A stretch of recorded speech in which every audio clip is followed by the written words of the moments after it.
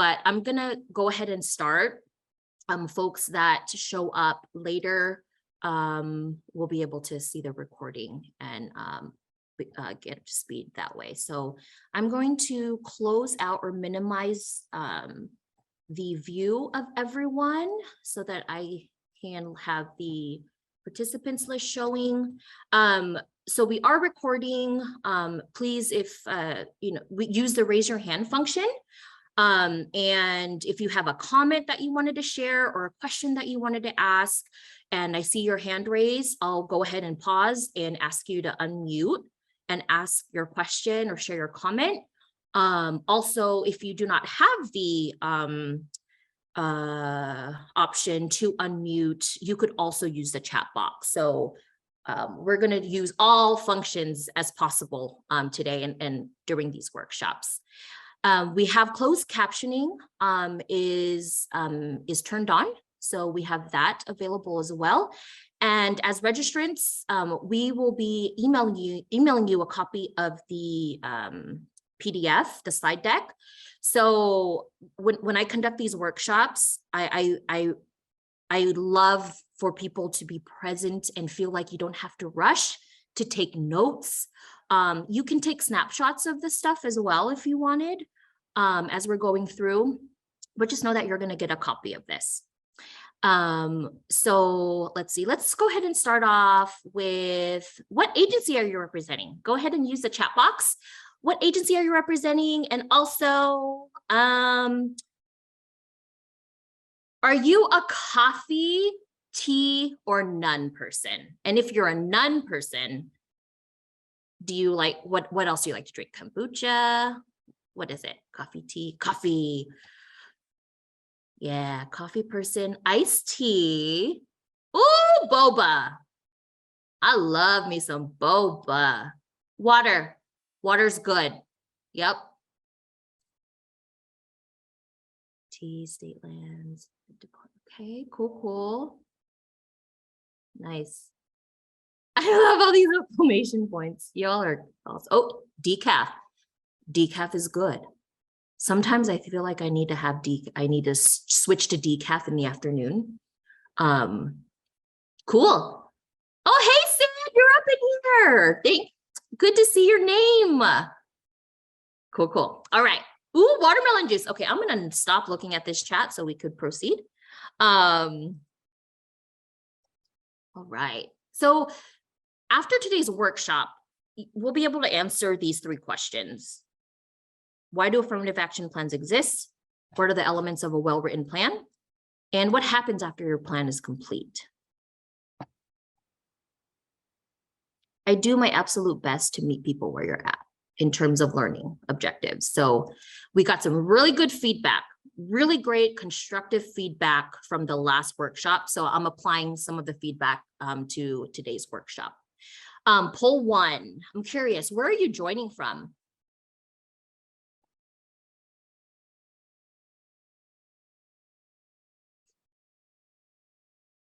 You can also use the chat box if the poll doesn't show up on your screen. Okay, I will go ahead and end the poll.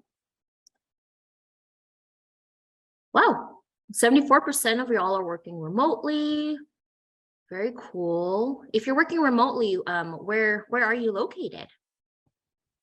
And you're joining from the office. If you're joining from the office, is your office in Salem, in Portland? Are you in Central Oregon? Where are you? I see Bend, South Salem, everyone. Tri-Cities. Cool. Let's close that. Thank you all. And then this is just to kind of help me understand how much content to share today. And I say that because I've met with 60 plus agencies already, and what I'm going to share might be repetition. I don't think it hurts for repetition.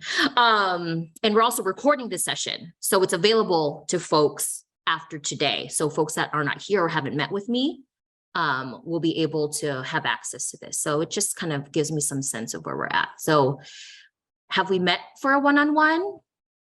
Have we not? Yes. And we've had at least one follow-up session or follow-up meeting. We haven't met and we're scheduled to meet with me. Or you didn't know, and it's okay if you didn't know.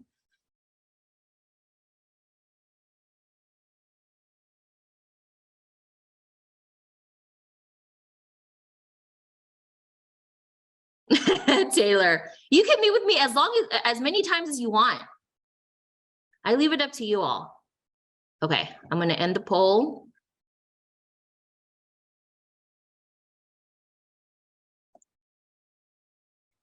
Let's just share results. So about 50, okay, 50 plus have already met with me. No, okay, cool. Awesome. Thank you all. Okay. So Office of Cultural Change were established in 2020. So it's been about a little over 2 years now. Really, our goal is to bridge community within all the agencies because we are state of Oregon employees. We're one enterprise. We provide resources, trainings, practices, things like this so that you all feel like you're equipped to do the work in affirmative action and equity.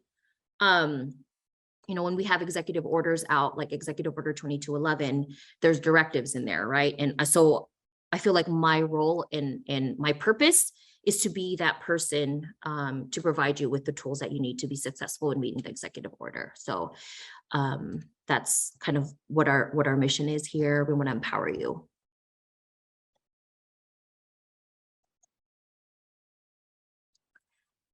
So Office of Cultural Change, we were a 3-person team. Now we're a 2-person team. And Serena Stoudemire Wesley had created a great foundation for us to work on.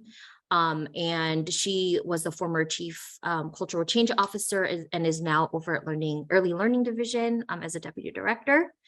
My background is primarily in higher education, recruitment and admissions counseling, overseeing scholarship programs, providing that equity lens and creating scholarships and finding funding resources for students that wanted to go back to school, and a lot of transferable skills to my role here as Affirmative Action Manager. I started in March of 2020, so it's only been quite a few months, but the work is getting done, and I'm excited to be here. I'll pass it on to Brianna. Brianna, share a little bit about yourself. Good morning, everyone. Great to see such a great turnout. My name is Brianna Duke. I'm the Diversity, Equity, and Inclusion Coordinator for the Office of Cultural Change. I've been with the state of Oregon since the beginning of 2019, and prior to that, it was in nonprofits. Have a strong background in communications, and so really intertwining that into the work I'm doing now. I'm lucky to be in this role. I'm lucky to have worked alongside of Serena and now Juliet. And it's great to be working with all of you and coming to this workshop. So thanks so much. Thanks, Brianna. All right. So for those of you who want to know how many polls we have a total of 5 polls. So here's poll number 3. Did you attend last week's executive workshop? It's okay if you didn't. It just gives me a sense of how much content to share today.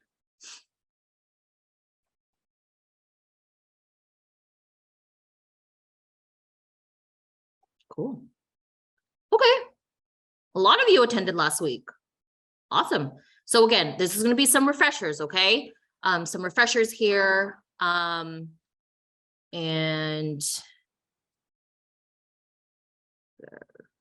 sharing. Okay, cool. Thank you all.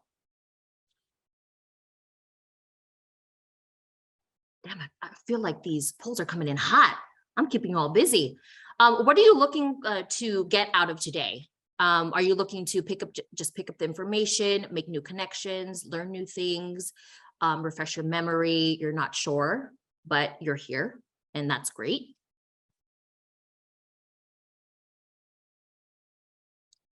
So as we're kind of going through today, I want to acknowledge that you might already know a lot of this stuff because we met. Okay. So if you feel at any point that you have to go and you want the gift of time back, you feel like you got everything that you need at any point in this workshop, you can go with no judgment. Okay. I just want you all to know that.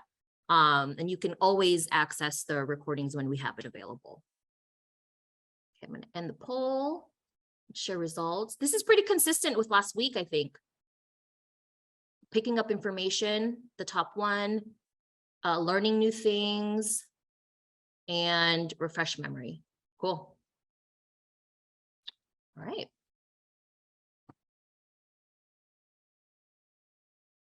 So I'm going to do a brief, I'm going to share just briefly so we can create more like a shared understanding of where affirmative action came from. And again, some of this might be repetitive, but I think that this is really important stuff to help define what affirmative action is, especially for folks that weren't at the executive order workshop last week. So for those that are that do not have access to the slides or can read them, I will go ahead and read it out loud. This is from Louis Menand, who is a longtime staff writer for the New Yorker, and he's a professor at Harvard University and was awarded the National Humanities Medal by President Obama in 2016. And so this is his quote from an article in titled "The Changing Meaning of Affirmative Action." Once amended the Constitution and passed laws to protect people of color from being treated differently in ways that were harmful to them, the government had trouble enacting programs that treat people of color differently in ways that might be beneficial. We took race out of the equation only to realize that if we truly wanted not just equality of opportunity for all Americans, but equality of result, we needed to put it back in. Our name for this paradox is affirmative action. There's a link to that article if you want to dive deeper into that, or share that article with anyone in your agency that you think might be having a hard time understanding what affirmative action is. I know when I started in higher education, I had a hard time understanding it. So it has taken me time. So the term affirmative action, it was introduced to the Kennedy administration in the 60s by an African-American lawyer, Hobart Taylor Jr. in January 1961. There was the Ball for Texans, and that's where Vice President Lyndon B. Johnson had a conversation with Taylor. Johnson invited Taylor to his office, handed him a draft that soon became the Executive Order 10925. That executive order established the President's Committee of Equal Employment Opportunity, so EEO. So executive orders it's a signed and published directive. And sometimes the purpose of that is to create a committee to do the work. We're in state government, right? So we totally get what it is to create a committee to do work. So Taylor read the draft. After reading the draft, he thought that it needed a little bit more work. And so Johnson asked him to rewrite it.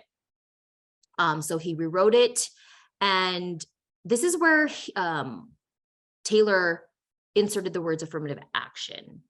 And so part of the committee scope included rewarding federal contracts and required government contractors to and I quote this from the federal, the .gov site, is to take affirmative action to ensure that applicants are employed and that employees are treated during employment without regard to their race, creed, color, or national origin. So affirmative action was intended to serve as a mechanism for accountability for firms, and also a way to implement, to do something, to do work about it. But they didn't want to put that in the executive order, as in like do work, do something. So that's when they coined, when Taylor coined the term affirmative action. Now on a state level, in 2005, Governor Kulongoski issued Executive Order 0511. And that 0511 is related to affirmative action. And since then, we've had 4 revisions or 4 amendments. And so the latest one, 2211, was published a few months ago, a month ago, I can't remember, but you can have a look at that.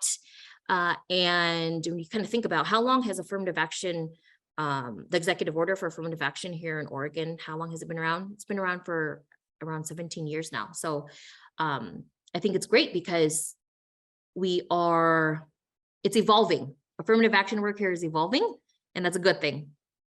So this illustration on the themes of evolving, this illustration is evolving, and I've received a lot of great feedback on how to improve it. Shout out to Blake and Lauren. We had a 101 last week, and they helped me kind of understand their perspectives of it. But essentially what I'm trying to convey here is that a sense of belonging is an output of DEI programs that are implemented by an affirmative action plan. And a key element in creating an inclusive workforce is a community that executes the plan, that does the work. So, I mentioned this last week that I think there are multiple ways to interpret this. So I would love to hear from you if you wanted to share your thoughts about, does this illustration make sense to you? Does it need improvement? If it does, what improvements do you think we could add to this? So I'm all about it, all about the constructive criticism and feedback. So if we're looking at where does Executive Order 2211 fall on this? We look at the affirmative action funnel. It's a policy, and that's where it belongs.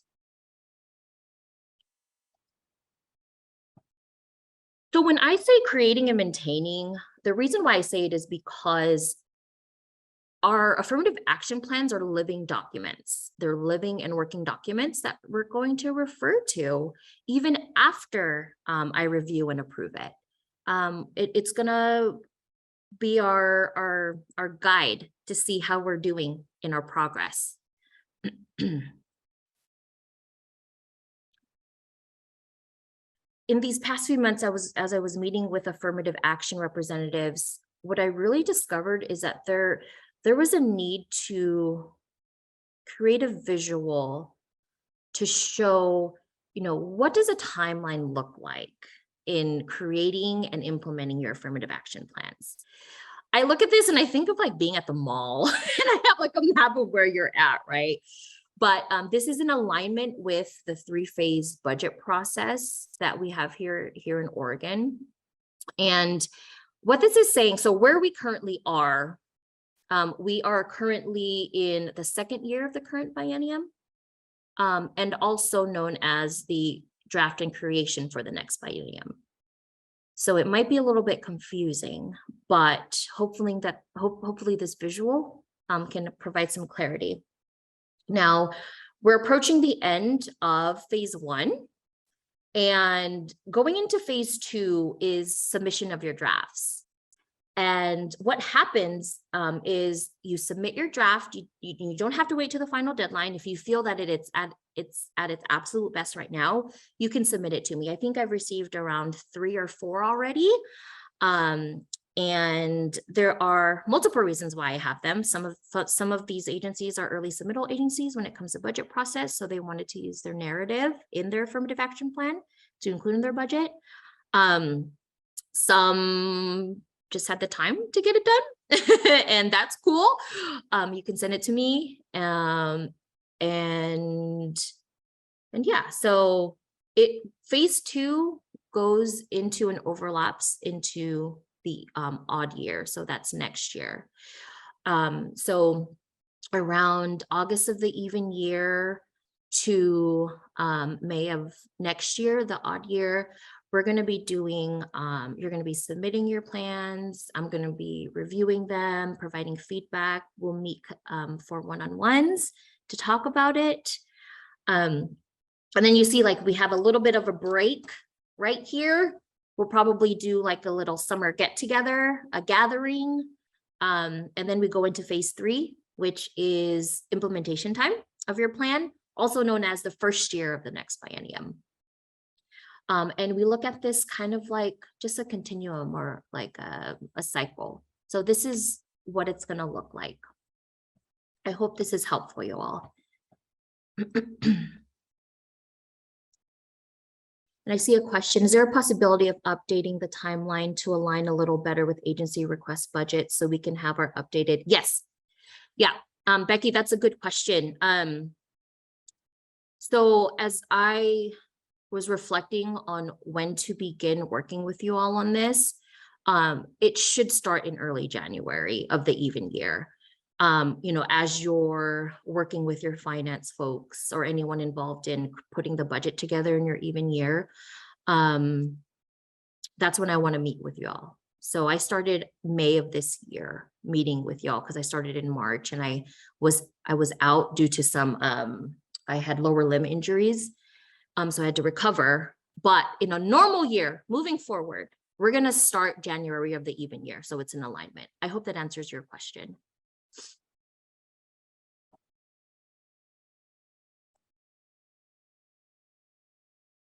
Awesome. Now there are three main categories. If you're like very high level and just kind of want to understand what are the elements, we're looking at three main categories of elements. We're looking at your policies, procedures, and programs, strategies, goals, and implementation. And those two elements are going to really tell us what your progress is and how you're going to, what processes or things to change up to write your plan. So we'll kind of dive deeper into what that all looks like with samples. Our last poll today is I'm curious to know what's the make of our participation today. Are you an agency of 11 or more, or are you an agency of 10 or fewer? And if you don't know, that's okay. Some of you may have been sent here to take notes and bring it back to the folks that are doing the affirmative action work, and that's totally fine.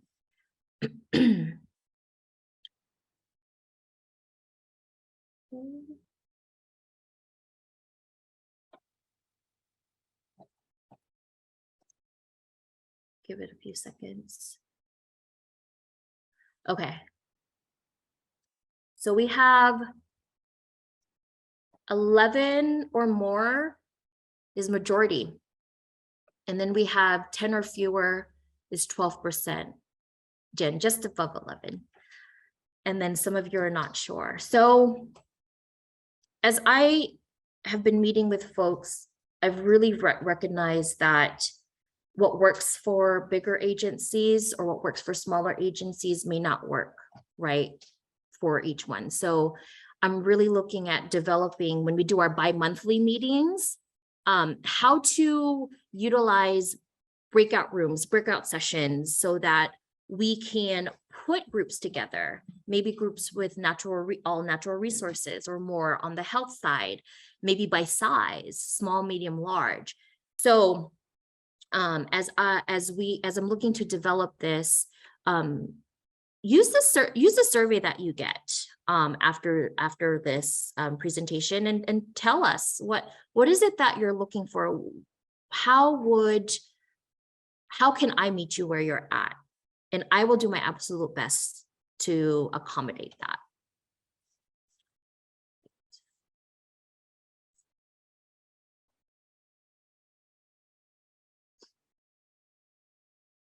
So guidelines. So I look at guidelines as guidance, and it tells me the guidelines will tell you the content that I'm looking for to include in your affirmative action plan. Some of you like to use as a template, and that's completely fine. Some of you want the freedom to create your own narrative, and that is also fine. I just acknowledge that agencies are all different, and I want your plan to show your agency personality, and that what I'm giving you is what is it that I'm looking for, and you can structure it however you want. And you're going to see in samples in the remainder of the slides what that looks like.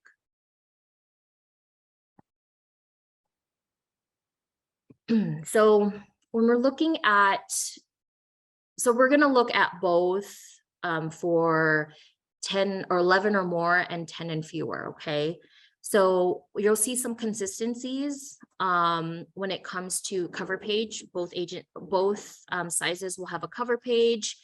For the larger agencies, you're going to have the body of the plan. This is like your mission, vision, your policies, things like that. What are your strategies and goals, your progress? So when I say the body of your plan, that's what I'm referring to. Then we use the appendix. For the appendix, that's supporting documents. Anytime you find yourself maybe listing steps and procedures on how to do something or a complaint process, you could add that to the appendix. What we really want to see, or what I want to see in your body of your plan, are highlights showcasing, what is it that your agency is doing? What are some of the things that are working, things that are not? What are you doing to change things up? So highlights, those are the highlights that I want to see. And something different from previous submission plans, I really kind of believe in I like having a digital copy. And I say that because we're kind of in modern times right now. And so I do not require a hard copy. So you can email me your affirmative action plan and CC our cultural change office email. That just is for coverage purposes. Both Brianna and I have access to the cultural change email, and just want to make sure that we both have that. So when you're submitting it, please email. It could be PDF or Word doc, whatever you want. I'll leave that up to you. And I will, when I approve your plans, I'll send you an email. I haven't decided yet. Now, some of y'all may want a letter that has been sent to you all in the past.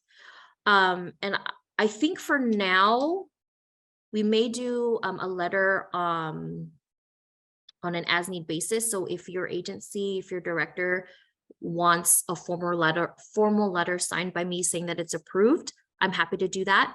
Otherwise, email can be used as a form of approval. So it may look like, after reading your affirmative action plan, I approve it, things like that. Okay. So trying to make it easier for everyone.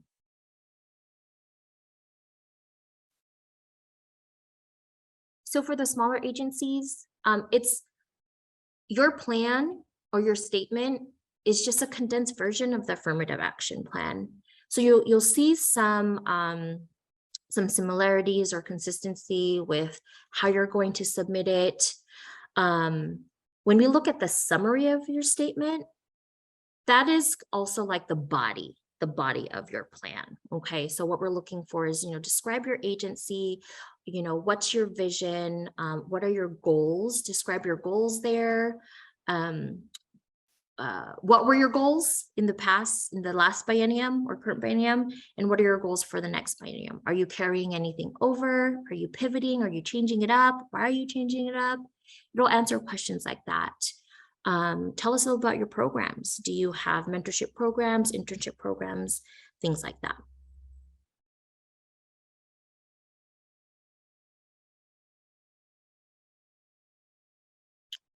Okay.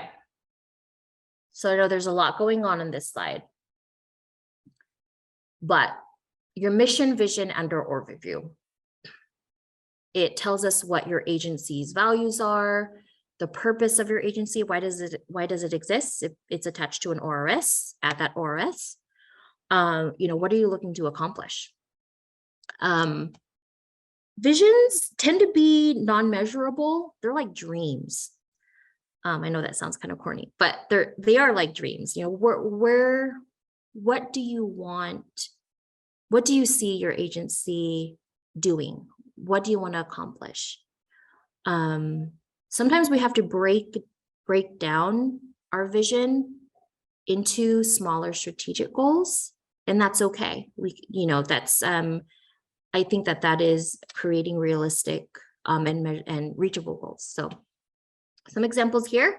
So those of you, we have Office of Administrative Hearings, so Sid and Amrit, thank you so much for putting your affirmative action plan together. I have some highlights here. That's on the left side. I highlighted what stood out to me.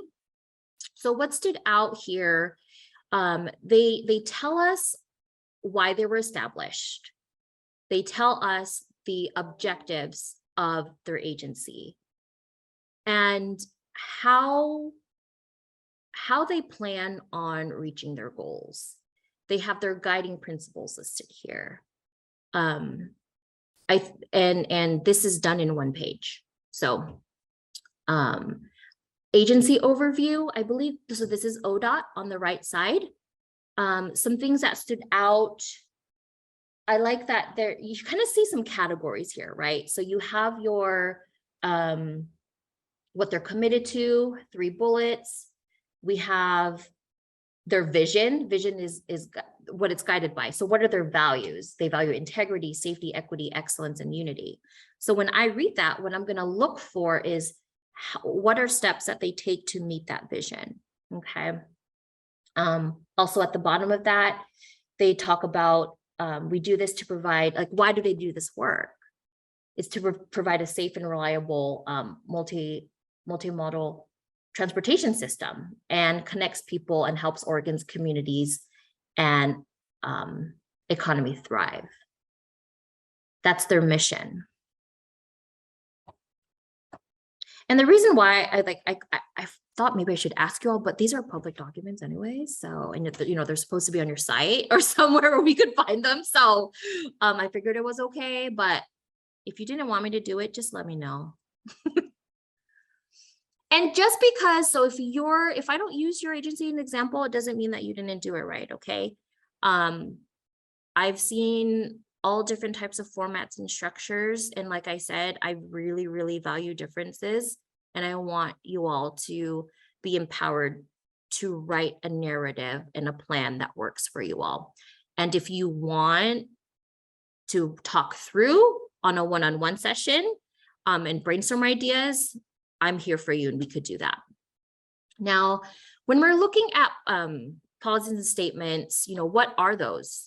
What are those policies that are in place? What are your statements? How are we going to obtain those goals? Looking at your, you know, policy shows your commitment, right? So you're saying we're committed to X, Y, Z. And when I read a statement and a commitment, I will always look for how are we, or how is the agency, how are you going to fulfill your commitment?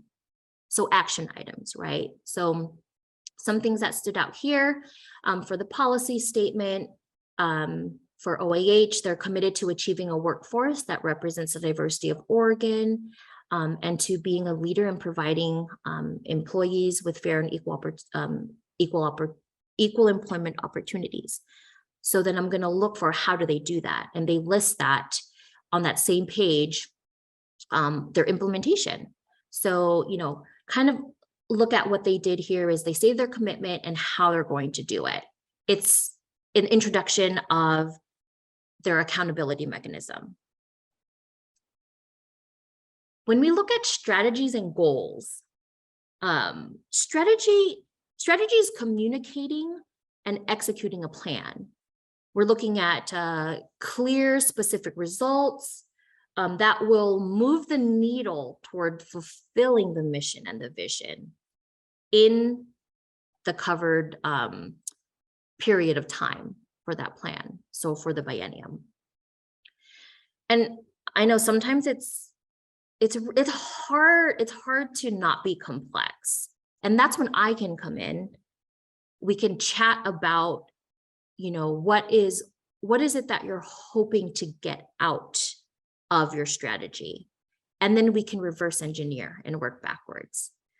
You know, we try not to make it too complex so that we don't confuse people. We want it to be an easy read. And it can be explained on one page. And, you know, we want to look at, when we look at goals. We want goals at all levels of the organization because everyone has a role in affirmative action and equity work. And we want everyone to feel included. So as we're creating an inclusive environment, if we have goals at the very top, we want to have goals throughout. Okay, so kind of think about that. I know sometimes it's hard to create measurable goals, but let's see. I think we actually dive into it in another slide. So I'll dive into it in another slide, but here are just some examples. I don't see any hands raised, so I think we're doing okay.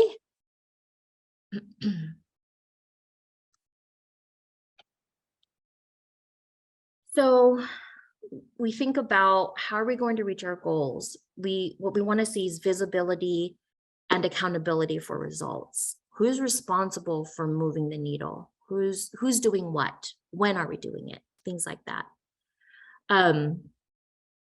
An example here, I have ODHS and I also have OAH.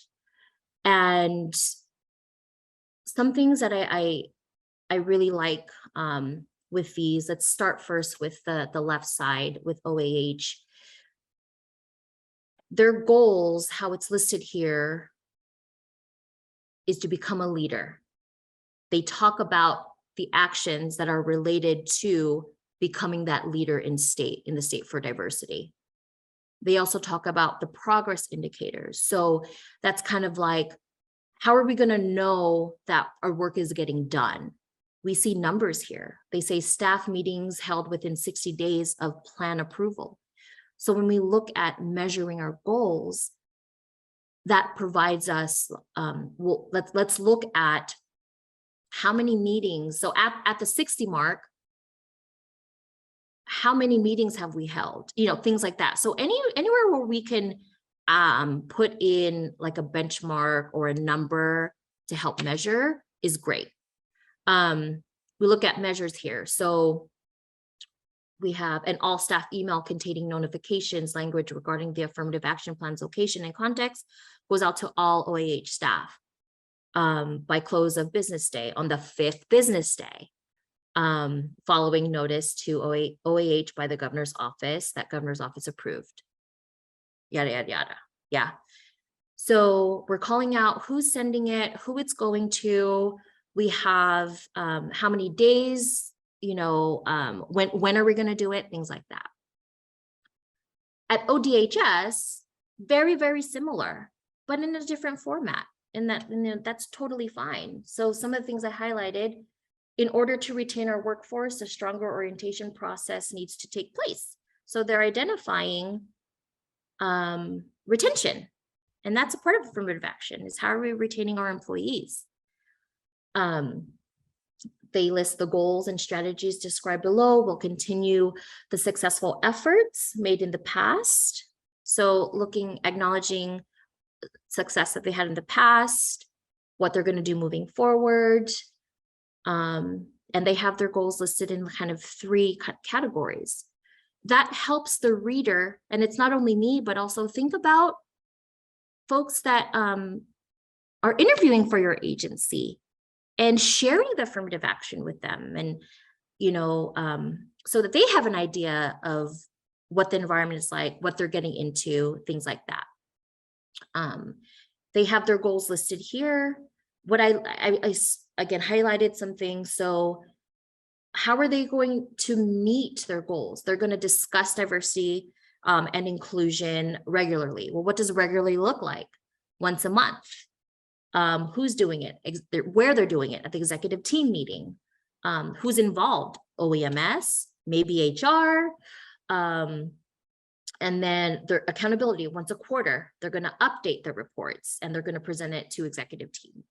So this is very actionable. We can measure it. We know who's doing the work. And when we put our progress report together for the next biennium, we can go back and see, did we meet these goals? Did we not? Do we need to pivot? They're setting themselves up for writing or putting the progress together for the next report or plan. Okay, I don't see any questions or any hands raised, so I think you all might just be soaking it all in, which is very good. Now, progress. I pay a lot of attention to the progress because it helps to understand where are we right now? What have we done in the past and what needs to happen next? So examples here, both from ODOT and from administrative hearings, different and similar, right? You see the content is similar. We're looking at what happened last biennium, the highlights, right? The highlights of what happened. For example, OAH, they adopted their first affirmative action plan. So they're looking at the requiring and encouraging a lot of new activities and things like that, so that they can build on to their plan moving forward. They talk about the progress made, progress still to be achieved. Something that I think is important when we're putting these progress reports together is being as transparent and truthful as possible, because we could also use this as an opportunity to check ourselves. Are the goals that we created, were they too visionary? Do we need to scale it back a little bit? And if we do, that's okay. Let's create these smaller goals or smaller strategies and goals to reach the bigger strategies and goals. For ODOT here, their progress report is 2 paragraphs. And I highlight some of the things here. You know, a highlight is that they experienced a lot of change, restructuring. So that tells me with restructuring, they're probably going to have to change their process and procedures. So it's preparing the reader for what they're going to see next. Their strategy: create a separate diversity, equity, and inclusion plan for review and approval by the agency leadership board. You know, what are they going to do to put that in action? I like here that they decided that they needed to build an Office of Social Equity, and that should precede the development of a DEI plan. That works for their agency. It might not work for other agencies, but they list why and how they're going to do it, and that is what I want to see. They talk about, you know, training, planning, or training and presentations. They don't just say it. They talk about what they did last quarter. And they talk about the forms of how they do it, right? So it's through webinars, through presentations and meetings. And who does it? So there's that. I'm still looking to see if there's any hands raised. No hands raised, no questions. So just other recommendations. You absolutely do not have to do this. But from what I have observed, you know, use the appendices or appendix to show process and procedures. So reserving your body of your plan or the summary of your statement to highlight things, and then move anything that we could refer to, like, for example, a compliant process, to the end, to the appendix, where we can refer to it if we want to, you know. Table of contents. Something that I found really helpful when I'm meeting with some agencies on your plans. If you set up a meeting with me and you say, oh, I just want to talk about, you know, the mission, and maybe rewording it. When we open up your plan, I can click on mission, vision, values, and it'll take me straight to the bookmark embedded link. So if that's something that you are interested in doing, I encourage you to do that. I included a link to a tutorial that I found. And y'all will get a copy of this, so you'll have access to it. So again, that's just a really just recommendations. You don't have to do it. I just want to help make it easier for you all. And, for me, as we're looking at this as a living document, we'll refer to it on an ongoing basis. So kind of bringing it back, we're at the end of our workshop and the 3 objectives. So affirmative action, why it exists, what it means. It really just means do something. Get out there and do something. That's what it means. And a well-written plan. And it really highlights the progress of your agency, how you're going to get the work done, how are we going to measure your goals, things like that. And also, it's a living and working document. And once it's submitted, once I approve it, I encourage that not be the last time we talk and meet until the next even year to update it. And I say that because our affirmative action plan is like, and I got this from Blake and Lauren, it's like the structure. It's like the backbone, the operations of how we're going to move the needle on equity work. So I want to be available to you all. I am available to you all.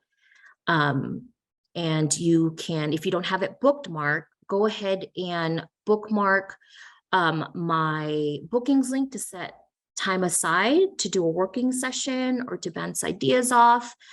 Brianna, if you have the link, I can't remember if I sent it to you this morning, but if you have the link there, add it to the chat box. If not, we will send a copy of it. Or if you have your work phones and want to snap a photo of the QR code, feel free to do so. That's the end of today's workshop. We have about 10 minutes. If you feel like you've gotten the information that you need, you are welcome to go early, have the gift of time back. If you want to stay behind, I'll stay until 11:30, answer any questions. Oh, thank you. I make it fun. I try to. Awesome, y'all. Thank you for being here. And when you get the survey, please share ideas. And I always give credit to those that help us out with this because it's a lot of work. And I recognize that for some of you, this is an addition to your full-time work that you're doing. So I'm here to meet you where you're at, wherever. So please, please, please don't be afraid to reach out. You're welcome. Thank you. Thank you all.